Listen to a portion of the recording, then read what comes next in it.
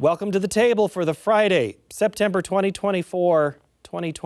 It's all about 20s anymore, Don. 2024. I've been saying that for a while now here. And did you think that you'd ever trade in the year 2024 and in the 2020s?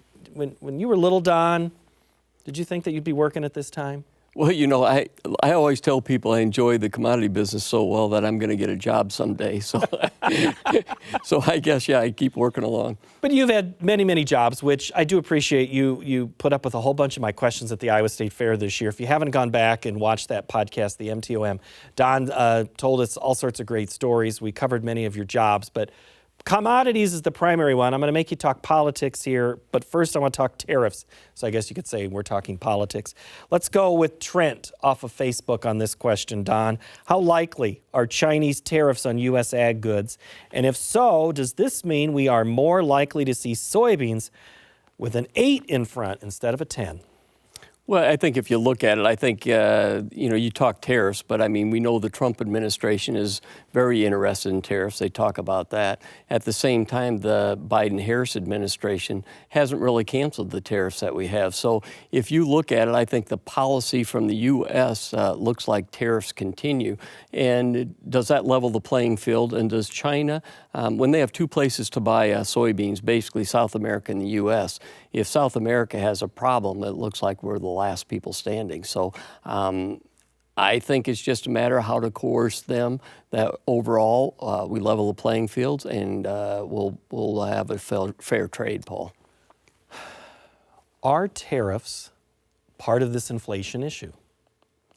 I think part of the inflation issue, you hate to say it, but it's the government. It started with COVID. Of course, it was an issue. When you put, $3-4 trillion of new money in a market, certainly you're going to expand, everything. And that's what happened. And we just can't get off of that so far, Paul. I mean, from the government job creations to spending more money in every category. And it's not just one administration. It's both administrations talking the same. Keith in Illinois has wanted me to ask this a while, and you're opening the door for me, Don. Does one presidential candidate offer hope for bullish commodities? Well, I always think it's not just one administration that it really makes the difference. I think Congress has a lot to say with it. The weather, we know that 80% of a market turns out to be what happens with weather. And we know in the big picture of things, the exports are the little difference. It's our domestic demand that is really the key. So biofuels going forward, I think, is positive. And I think both administrations want biofuel expansion. Because we're not going to create less grain, right? We're not going to cut down on the supply, so we need more demand. Well, we know what happens when we've seen that over the years. When you cut down our acre of production, what happens is the other countries around the world to expand. So, in the end, it really hurts you. It doesn't help you. So I don't think we're going to go down that path again, Paul. That's how Arlen Suderman answered that question a couple of months ago. He says, if you want to give up those acres, put them into CRP, Brazil will gladly take your place on the dance card. And I think he's right. I mean, because we've seen it before. We've seen it a couple times, not only from the CRP, from the PIC, from the storage years. So just hasn't worked. All right, well, we're at harvest time. Roger in Minnesota has the next question for us, Don, and it's a common one, and we've had maps and things like that, but are the harvest lows in? Well, I think when you look at it, I always say this like a card game, Paul, and it depends, how the cards come out. But I think so far, the cards that have come out has said, yeah, probably oats and wheat scored a seasonal low. Odds favor that corn and soybeans have scored a seasonal low. And it's a typical seasonal market. I mean, sometimes we make these markets too complicated, but typically we top out in the spring and we put our lows in the fall, and we can put them in early if the prices are too low because the producer doesn't sell, and we have concern with weather around the world, which we have all those things, Paul. Do you agree that we are back to seasonality more than we have been since pre-COVID? Because 21, 2, and 3 have all been a lot of counter-seasonal things don't make sense. You feel we're back to pre-2020 right now with understanding and being able to follow seasonality? I think we are, but I think the seasonalities, Paul, have gradually been adjusted, because the big seasonalities where we're really at is we didn't have this competition from South America. You know, and you look at this year as another typical seasonality. You get into the spring, we're not sure, well, we don't know what happens with Brazil, South America. That's what's going on now.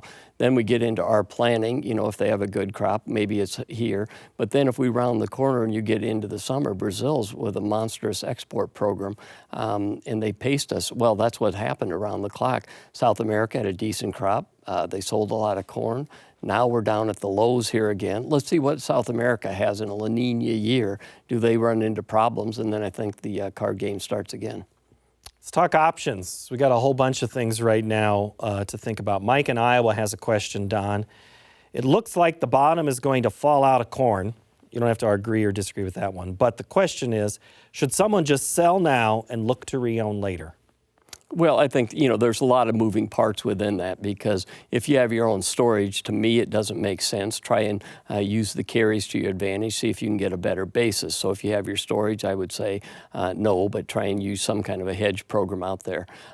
If you have to pay commercial storage, you know, look at the rates, look at the return. It's hard to beat, let's just call it 7 cents a month or more storage on corn, and let's just call it 12, 14 cents on soybeans a month. So under those cases, you know, you're probably better off to sell the cash grain off the combine, cut off the expense meter, and then re-own with some kind of options or futures, or however you feel from guidance. I think I asked you this in August, but did you hear any reports anecdotally of people who they didn't bother to empty the bins and they are just selling stuff straight out of the field this year and holding on to what's already stored, save that time and labor? Well, I mean, we've seen some of that. Some of it goes to a quality issue. You know, you want to turn it. But yeah, there are carryover bushels. I mean, I think on a whole, I would say the producer feels that he could have done a better job last year on marketing. We really didn't get a weather scare, Paul, which we typically do, give you a chance to do some better marketing. In South America, you know, kept coming at us with sales, and China wasn't buying as aggressively. So, you know, I think those were the issues that we faced. Now I'm going to make you comment on anecdotes and innuendo. Here's a question from Bradley in Nebraska via X. This is the story that he heard. A soybean processor in the Eastern Corn Belt would be shut down longer than expected because the word is they're doing repairs and maintenance. Because they couldn't, the theory is it's because they couldn't source product. Is this a supply shortage issue, a low price issue, just something to move the market?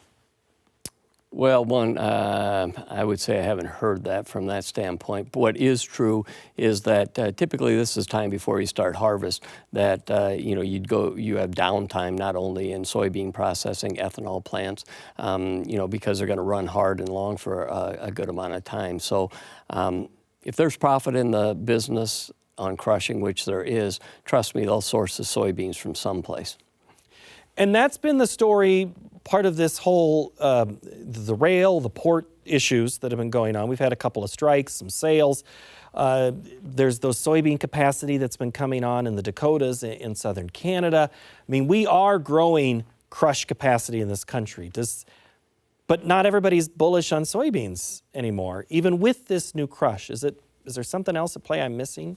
Well, Paul, you're never bullish until you're all bullish. And, you know, you'll turn bullish if South America has a weather problem. I mean, no doubt about it. You know, and I think the fact of it is we can always produce faster than the demand catches us. So we always have that gap where we need a little weather problem and then demand comes on slowly because we can add more acres, but it takes a little longer to add a crush plant or an ethanol plant.